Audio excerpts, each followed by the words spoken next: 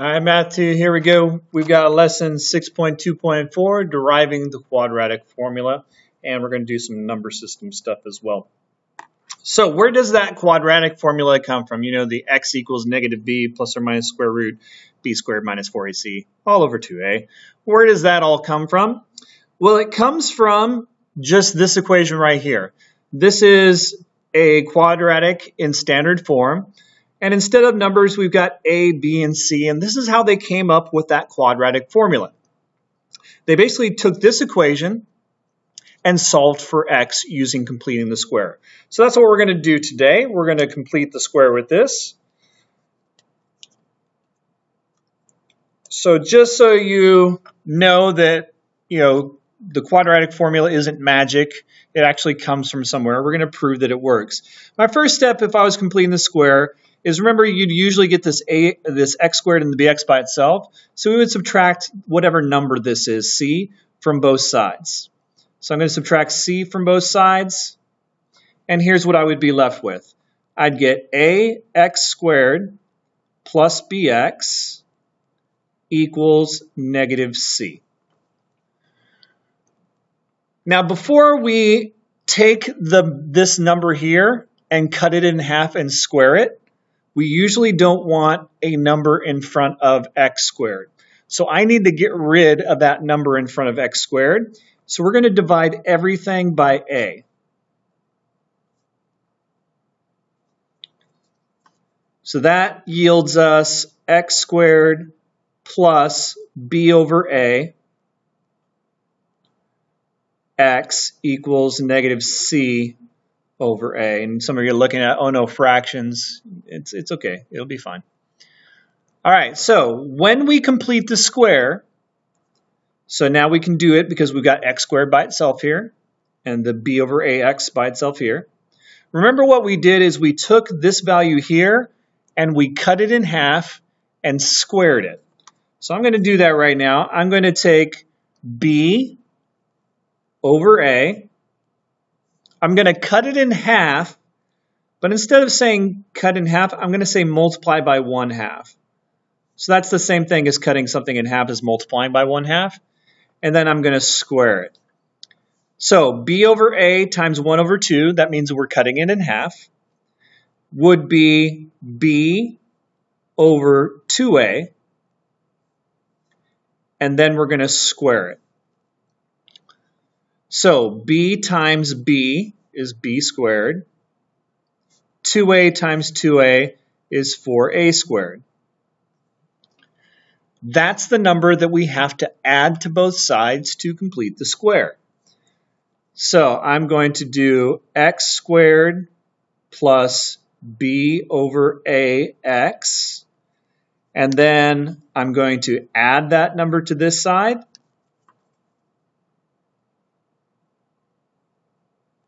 And since I added it to that side, I have to add it to this side as well. So I'm going to add b squared over 4a squared.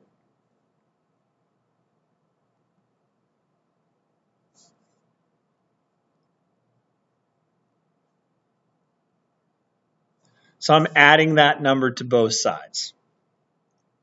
Now over here, I just made a perfect square. Remember, whatever number that you squared right here is the perfect square that you're making. So this whole thing over here is x plus b over 2a. Oh, messing it up. b over 2a squared. All right. Now we got a little bit of a problem here. I can't really combine these. So what I'm going to do is I want a common denominator. Now this is 4a and a multiplied. This is just a. So what would we multiply this one by on the top and the bottom to make it 4a squared as its denominator?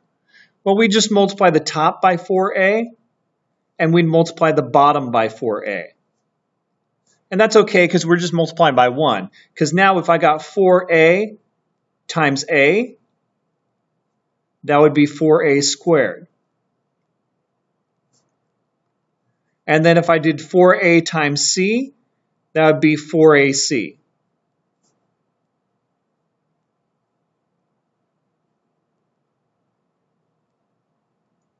Why did I put 4ac over here? That's 4a squared.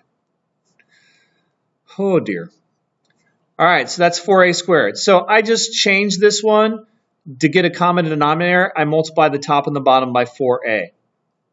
Now I can combine them because they have the same denominator of 4a squared. So I've got x plus b over 2a squared equals, and this is b squared minus 4ac. All over 4a squared because they have the same denominator. They have the same denominator of 4a. So that means I can just combine these two into b squared minus 4ac over that.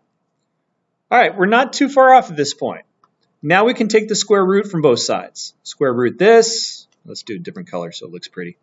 So square root this side and square root this side. Now remember, anytime you take the square root from a square, they just cancel each other out. So this would leave us with x plus b over 2a. Now I took the square root from both sides, so I have to do plus or minus here. Now the top is not a perfect square, so I'm going to leave that as b squared minus 4ac. The bottom, 4a squared, is a perfect square. That would be 2a times 2a. So I can just change that to 2a because we're taking the square root, and what number multiplied by itself is 4a squared? Well, that's 2a times 2a. Just about there. Next step, we're going to subtract b over 2a from both sides. When we do that, we get x equals negative b over 2a plus or minus the square root of b squared minus 4ac over 2a. Now these both have the same denominator, so my last cleanup step that I can do at this point is I can say that x is equal to negative b plus or minus the square root of b squared minus 4ac all over 2a, since they both were 2a there. And there's our quadratic formula. That's how we came up to it. Aren't you glad you didn't have to make that up yourself? There you go. So the quadratic formula is just taking this. This is why we use the number a in front of x squared, the number b in front of x, and then c is our constant value right there. That's why we just plug them into this formula, is because we've shown here using completing the square that it works. All right, let's say that we had a problem. How does this whole quadratic formula relate to what we've done before? Well, if I were to do the quadratic formula with this problem, a is 1, b is 6, c is 5. I'm just going to do that real quick. We do x equals negative 6 plus or minus the square root, 6 squared minus 4 times a, which is 1, times c, which is 5, all over 2 times 1. So I'm just plugging into the quadratic formula real fast. So I would get x is equal to negative 6 plus or minus the square root of 36 minus 20 over 2. And 36 minus 20 is 16.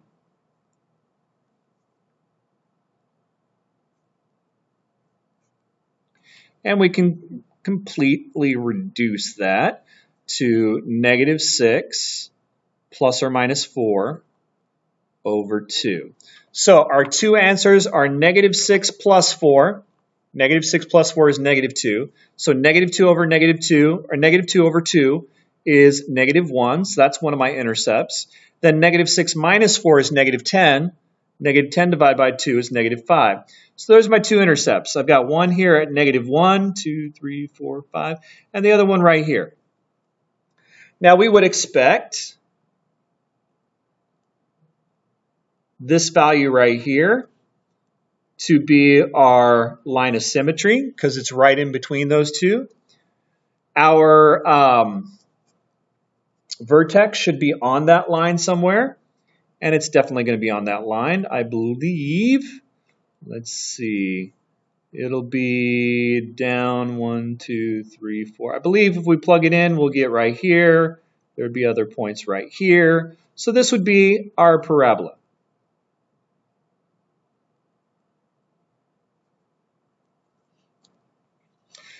Now, if we look at what we've just done here, this thing breaks up into two parts, kind of like what we had here.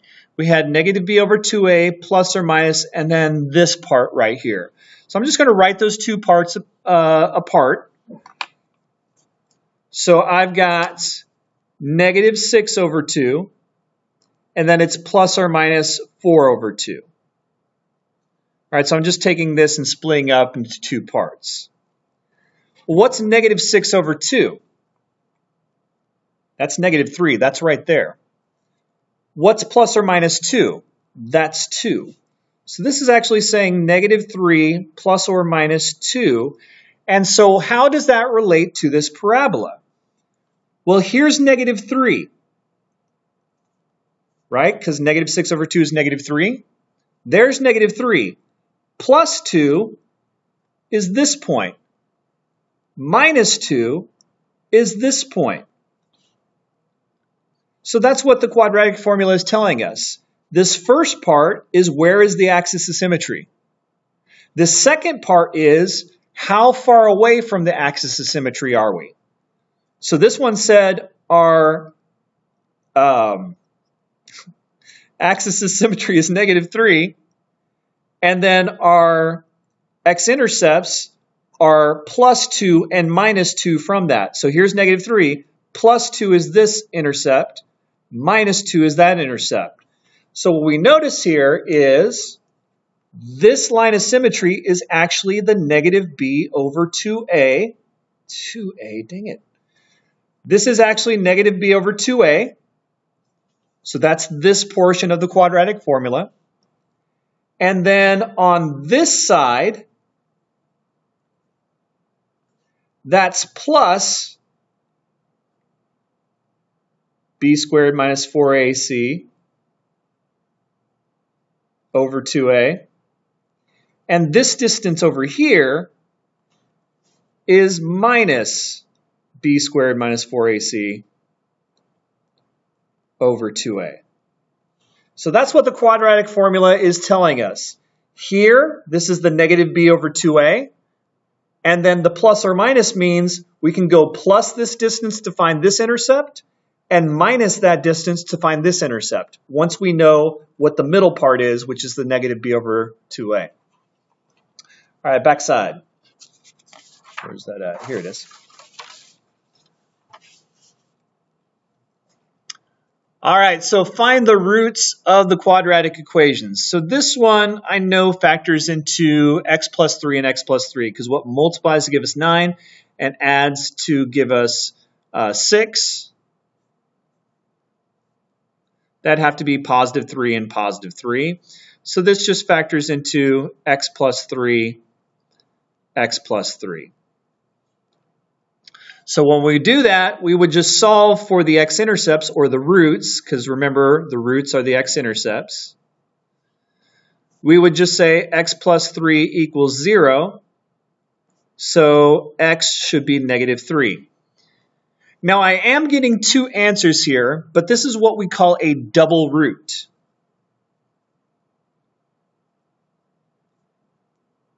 A double root is where our answer for our intercept is the same, and it's happening because there's only stupid lights. All right. So it's happening because there's only one intercept. It's crossing at the same point. So that's what it would look like if I graphed this thing.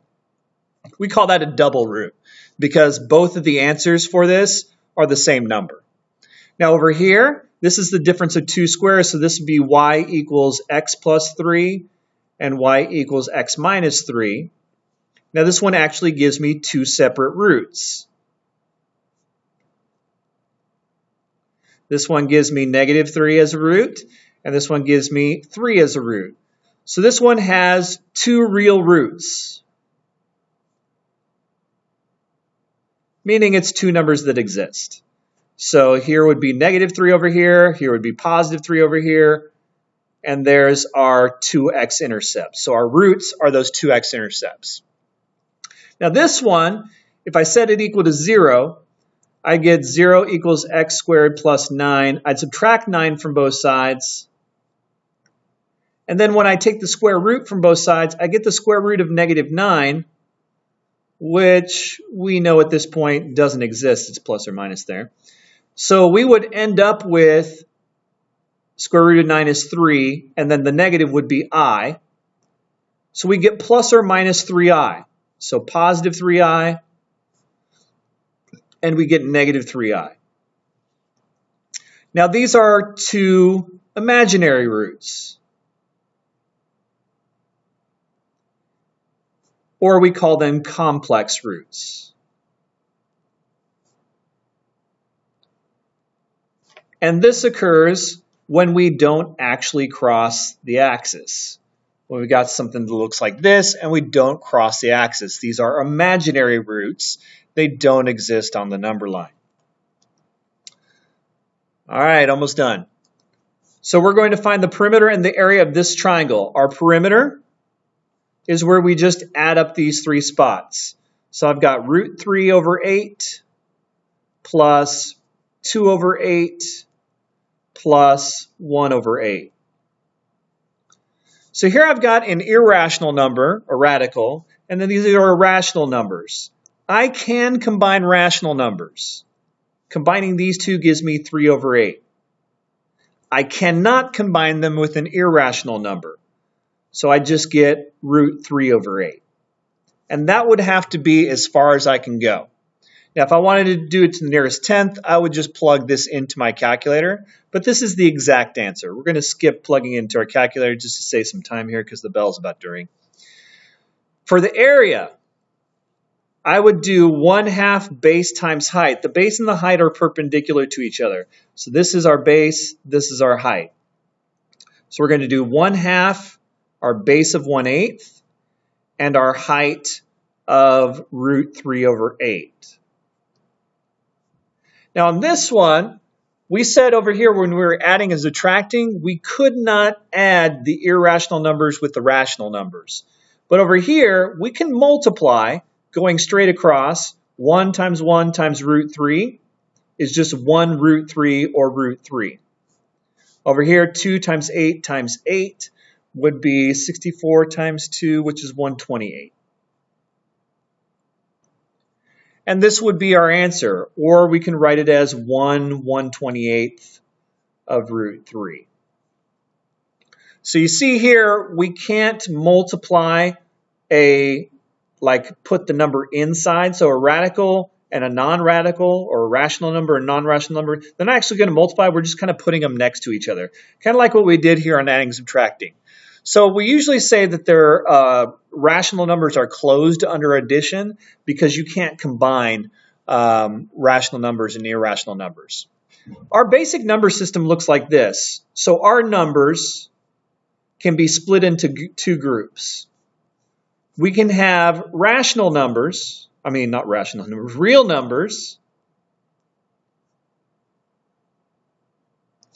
or we can have imaginary numbers.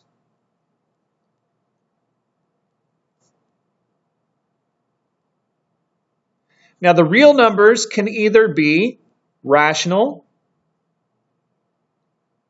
or irrational. Imaginary numbers we just call complex. A complex number is where we can write it in the form of a plus bi. So an imaginary number has I in it. Rational numbers are any numbers that we can turn into fractions. So this would be integers, this would be decimals that end, or decimals that always repeat, like 1/3 is a decimal that always repeats. So that would be a rational number. The irrational numbers are like pi or the square root of 2, where they go forever and they never repeat themselves. Rational numbers would be like 3 or 1/5, which is 0.2, or 0.3 repeating, which is 1/3. Anything that can be made into a fraction is a rational number. So we have to watch out when we, like on that last problem, when we're combining things. A lot of times, well, all the time, rational numbers and irrational numbers can't be combined in addition. You just have to write them next to each other. They can't be combined. All right, last one. Simplify this. So root 7 times root 7, you might be tempted to say that this is negative 7 times negative 7 is 49. So this must be just 7. Because when we have a rational number and a rational number, or irrational number, we should just be able to multiply these two together. But that doesn't always work because these are complex numbers. In other words, they're imaginary. So what we need to do is change them into complex numbers first. This one would be I root 7, and this one would be I root 7. I times I is I squared. Root 7 times root 7 is 7. But then we have to remember that I squared is negative 1. So the actual answer is negative 7. So that top part does not work. All right, that's all I got. Math hard. See you later. Bye.